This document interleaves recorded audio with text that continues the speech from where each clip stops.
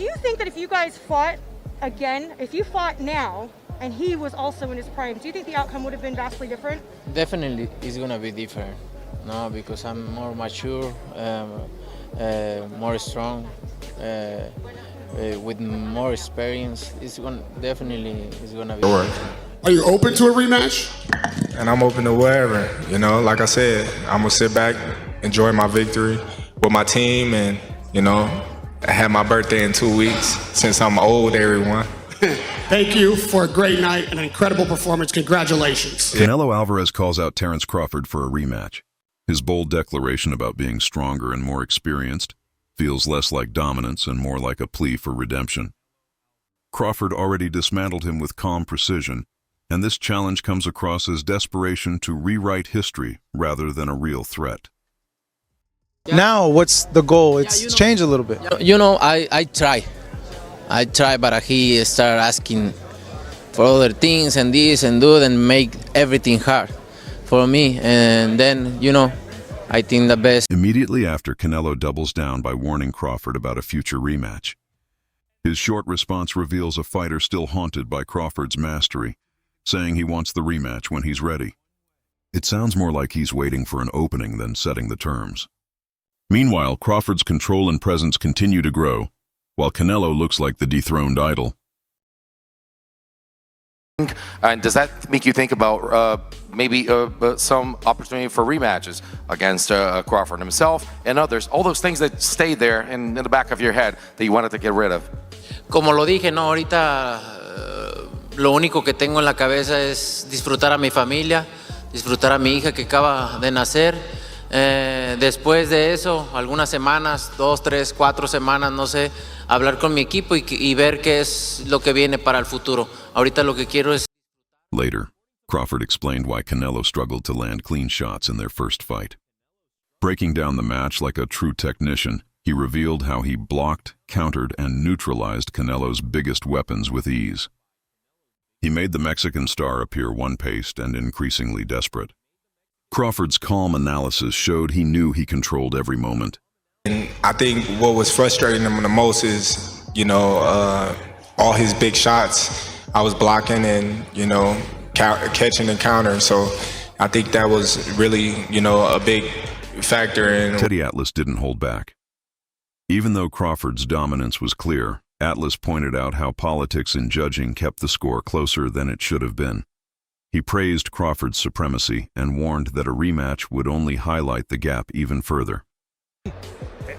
The thing that bothered me, there's only one thing that really did bother me, and that's why I don't want a rematch, I'll be honest. I've been in this business 50 years, too long to fool myself.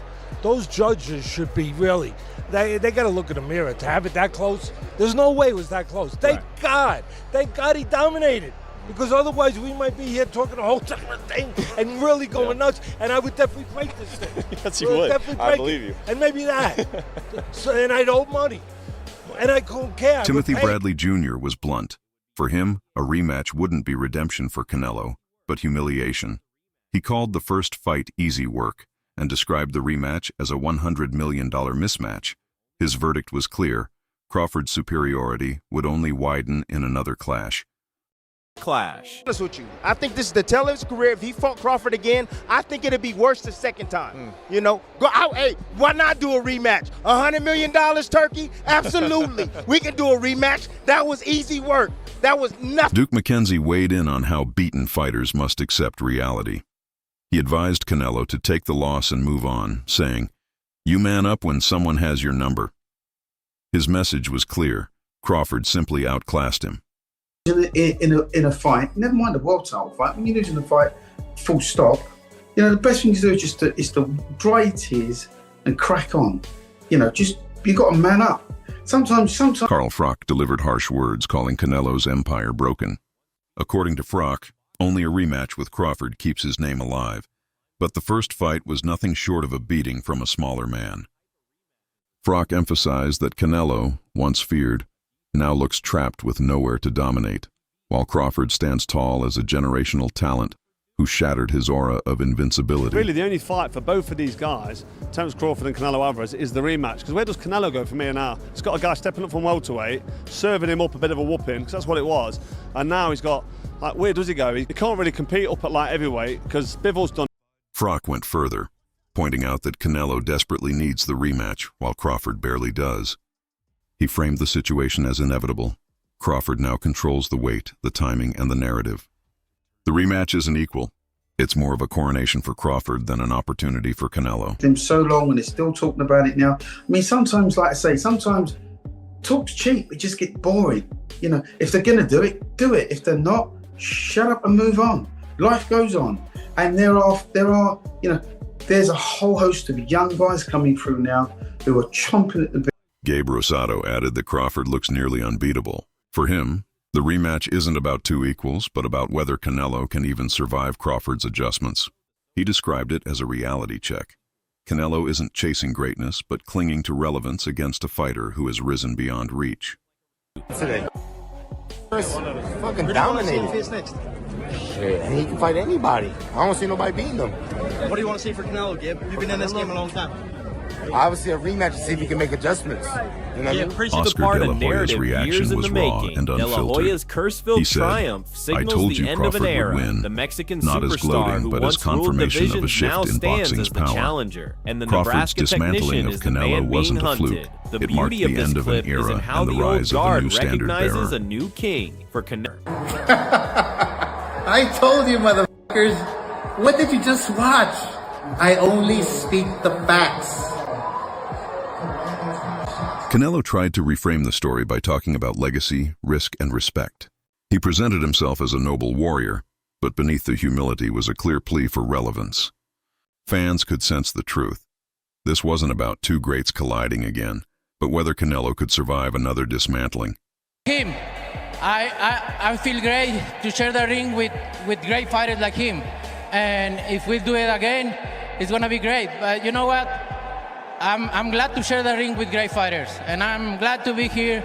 I already did a lot in boxing. I already accomplished a lot in boxing. My legacy is already there, and I am still taking risks. Analyst Gio Patea broke it down, calling Crawford a master technician with too many tools, switching stances, adapting in real time, and turning strengths into weaknesses.